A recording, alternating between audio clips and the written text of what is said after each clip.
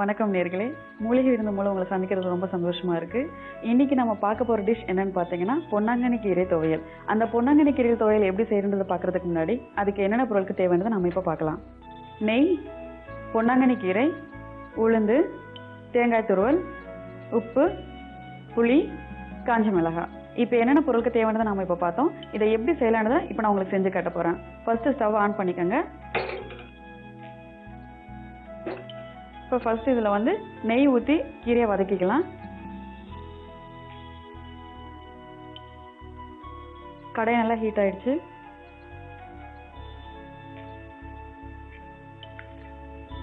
ரெண்டு ஸ்பூன் நெய் ஊற்றிக்கோங்க. நெய் நல்லா ஹீட் ஆயிடுச்சு. இப்போ கீரையை போட்டுடலாம்.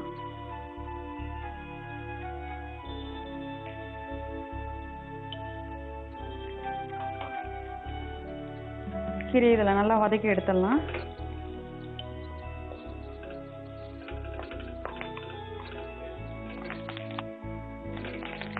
பாருங்க, கீரை நல்லா வதங்கிடுச்சு. இந்த பொன்னாங்கண்ணி கீரையை வந்து நீங்கள் வாரத்தில் ஒரு நாளாவது உடம்புல சேர்த்துக்கிட்டா ரொம்ப நல்லது. படிக்கிற பசங்களுக்கு இது ரொம்ப ரொம்ப நல்லதாக இருக்கும். நல்லா வதங்கிடுச்சு கீரை. இப்போ இதை எடுத்துடலாம்.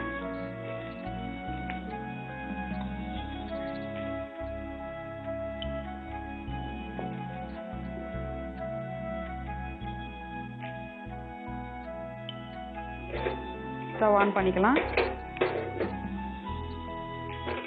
இதுவும் வந்து உளுந்தையும் நம்ம வந்து நெய்யில் தான் வறுக்கணும்.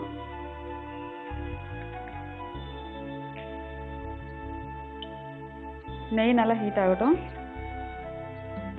ஏற்கனவே கடாய் ஹீட்டாக இருக்கனால சீக்கிரம் நெய் வந்து சூடாயிடும்.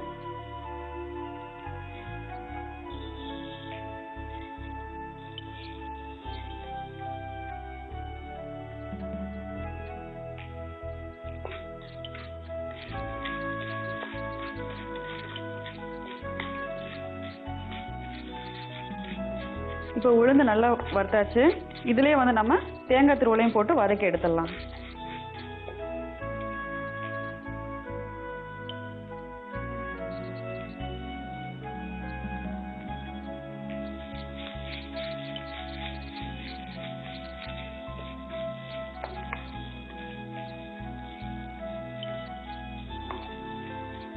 இப்போ உளுந்து தேங்காய் நல்லா வதக்கியாச்சு. இதை எடுத்து நம்ம ஒரு பவுல் எடுத்து வச்சுக்கலாம். ஸ்டவ் ஆஃப் பண்ணிடுங்க.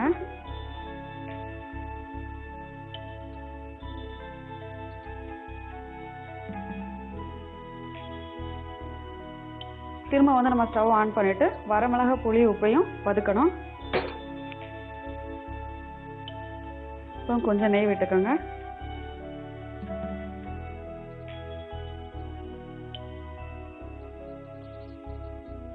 நெய் நல்லா ஹீட் ஆயிடுச்சு. காரத்துக்கு ஏற்ற அளவுக்கு வரமிளகா போட்டுக்கோங்க.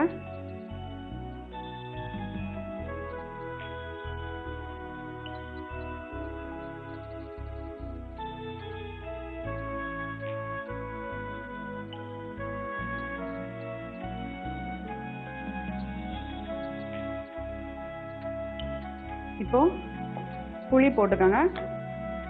புளி போடும் பொழுது கொஞ்சம் கிள்ளி போடுங்க. இந்த மாதிரி அப்படியே போட வேண்டாம்.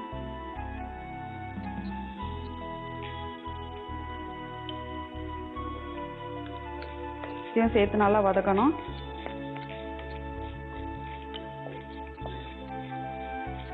இது கூட உப்பு போட்டு ஆஃப் பண்ணிடலாம் ஸ்டவ்வை.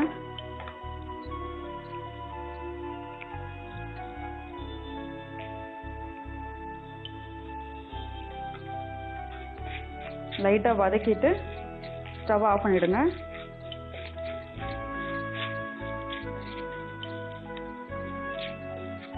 இதுக்கப்புறம் நம்ம வதக்கியிருக்க எல்லாத்தையும் வந்து ஒவ்வொன்றா போட்டு அரைச்சி எடுத்துக்கணும்.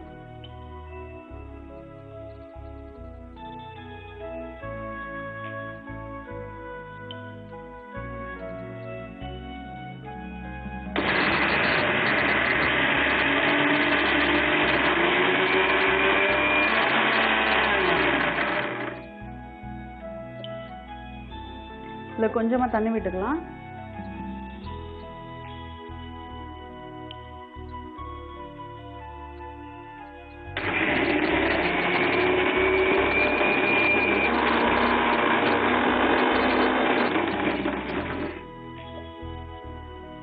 இது கூட நம்ம வதக்கி வச்சிருக்க கீரையும் போட்டு அரைச்சிடலாம்.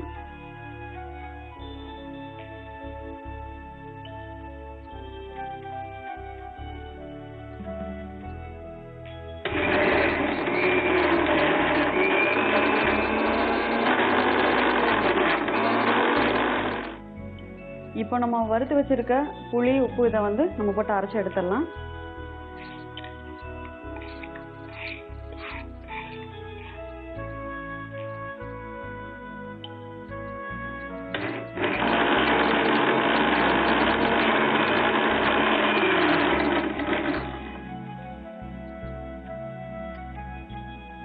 நல்லா அரைஞ்சிடுச்சு. இப்போ வந்து இதை ஒரு பவுல்ல எடுத்து வச்சுக்கலாம்.